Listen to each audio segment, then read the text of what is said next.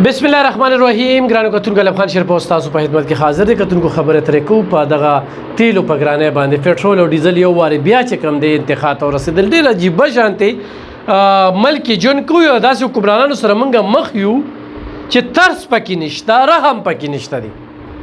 د تیرو سلورو کالو راسي په دې پاکستان کې د ګرانه دغه لهر چې تصور نه بهر خبره ده چې پاغي کې وړه غوړي چې چینی سبزی فروټ نو به سیس چې کم دی انتخاب ته ورسېده.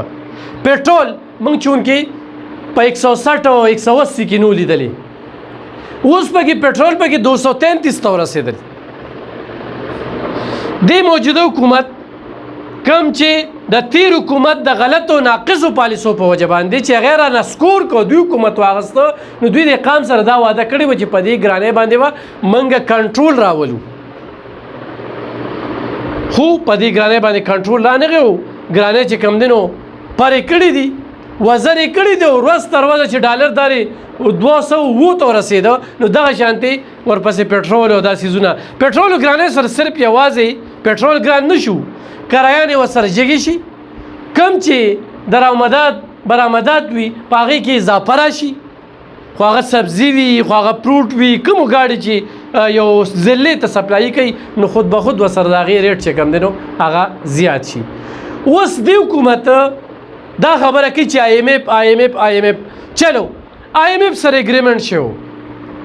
دا د تیر حکومت هغه ناقصه پالیسۍ دي چې دا پېټرول ګرانیږي، ډیزل ګرانیږي، نوره ګراني راځي، خو تاسو راته خپل وخوایئ چې تاسو څه وکړل. تنخوا هم خپله کمه کړه، خپل پروټوکول هم کم کړه، په اسمبلي خال کې ایسیګان بند شو، د یو په ځای ځان ته ایسیګان زیات کړل.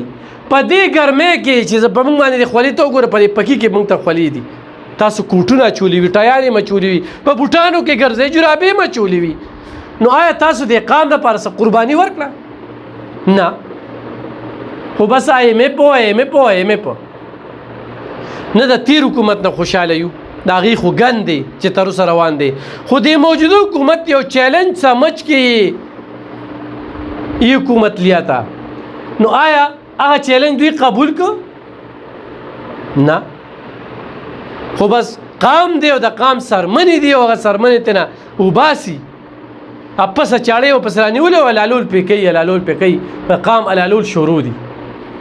نو دا تاسو سره ضیب نه درکوي چې تاسو موږ ته بار دا وایي چې IMF سره اګریمنټ شو. موږ ته دا وښایه چې تاسو د یو میاشتې خپلې تنخواګانې بندې کړي، بیروکریټو باندې هم څه کمې راوسته. نن د بیروکریټو اخراجاتو ویاشو ته وګوره، په یو دفتر کې زما په 400 کې وګوره یو AC ته دوه ایسیګان لګېدلي دي، څه کمې راغی. دغه شانتي د پېښور اسمبلي خال ته لاړم، خیران وم چې دومره یخني چې د هغې نه هغه بار چې کوم ماحول و، برانډم نه وه، سور تړاق نور و، هغه تو یخوالي دومره روته چې هغه بار زه ځان سره یخ کړو. موږ ته لوډ شیډنګ دی، بجلي موږ ته نشته دی، تاسو ته بجلي نه ځي. نن زه هایکورټ ته تلم، په دومره یخني والته کې یخه و، بجلي مې پکې اثر ونه لیده چې پکې لاړله. نو زه دې شهباز شریف صاحب ته ویم، او بیا دغه کوم چې اتحادیان دي چې تاسو د موټر سایکلو دپاره یو کارت جاري کړئ چې څوک په موټر سایکلو باندې ګرځي چې هغې ته په 100 روپۍ لیټر میلاویږي، یا یو کس سره الټو ده، یا یو کس په موټر باندې ټکسي کوي. نو تاسو د وچې سره لامده سوځوئ، کوم چې په پراړو کې ګرځي هغوی هم په دغه پیسو تیل اچي، او کوم چې په موټر سایکل ګرځي هغوی هم په دغه پیسو باندې تیل اچي. نو ډېر افسوسناکه خبره ده، ډېر زیات په دې باندې افسوس اظهار کوو. او قام دې وخت کې ډېر د سختو نه تېرېږي، ډېر د تکلیفاتو نه تېرېږي، ډېر د مشکلاتو نه تېرېږي، او آینده وختونو کې هم دا تیل نور هم ګرانېږي، ګیس په نور هم ګرانېږي، بجلي به نور هم ګرانېږي، او خوراکي توکي خو د حد نه زیات روان دي. نو په دې باندې کنټرول پکار دی. ښه، تا په بجټ کې مزدور له 15,000 روپۍ دیاړو لګوله، میاشتې وله ولګوله، 15,000 چې څوک ورکوي یا څوک دی هغه له تا څوک کړل، هغه ته تا کارخانې کولو کړې، د روپۍ قیمت دې زیات کړ، هغې د کومې را پیدا کړي چې هغه دغه مزدور له پیسې ورکړي. دلته کې روزګارونه زیات شو، داسې عجیبه فیصلې روان دي، او ملک دیوالیه ہونے سے بچایا. मुश्किल फैसले करने पड़ेंगे, ये और वो शीनो सूरज आसमानونه راته ښایي سره او شنه باغونه راته ښودل شروع کړي دي. نو په دې خبرو باندې تاسو نه خلاصېږئ. خپلې تنخواګانې د یو میاشتې ما اخلئ او د ایسیګان بند کړئ او د غریبانانو دپاره خصوصي پیکج وباسئ. حتی 2000 روپۍ چې کوم دی نو 2000 روپۍ باندې خلک ماخانه به خاندانونو ته ځي. لاول خو به 2000 روپۍ چاته ملاویږي. ښه چې دا 2000 روپۍ تا زیاتولې د دې په ځای به د پټرول ارزان کړو د 2000 روپو چاته حاجت نو 2000 روپۍ به کم قسم خلک اخلي. د دې لپاره به اوس لا بېله تنخوادار کسان اخیستل کېږي او یو بېل شغل به رواني، بېلې دفترې به یو بېلو دفترو کې به بېل ایسیګارې افسرانو ته لګېدلي او بېل اخراجات به پې کېږي. نو 2000 روپو کې قام ته هېڅ پیدا نشته. د دې 2000 روپو په ځای باندې قام ته ارزاني راوله.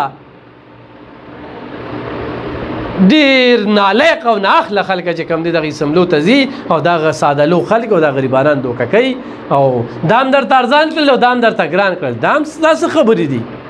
کتونکو ډېرې خبرې مې په ذهن کې دي خو دماغ مې ورته بالکل بلنګېږي چې دا دوی په کوم انداز کې په دې قام باندې را سخته کړې ده او دا کم د تیلو ریټ چې کم دی مخکې پیسو کې ګرانېدل 15 پیسې 20 پیسې 80 پیسې 80 پیسې اوس 10 روپۍ نه 20 روپۍ نه 10 روپۍ نه نو 540 روپۍ چې کوم نه تیل ګرانېږي. دا ډېر عجیبه شانتې خدا سلسله روانې نو قام به نور برداشت نه کړی شي. سیاستدانان به چې کوم دی په دې ملک کې د اعتماد جوګه پاتې نشي او همدغه خلکو به دغه خواهش وي چې آرمي ته دغه ملک حواله کړی شي. نو د لحاظه تاسو په خپلو پالیسو باندې نظرثانیو کې ډېره مننه خوشحاله اوسئ.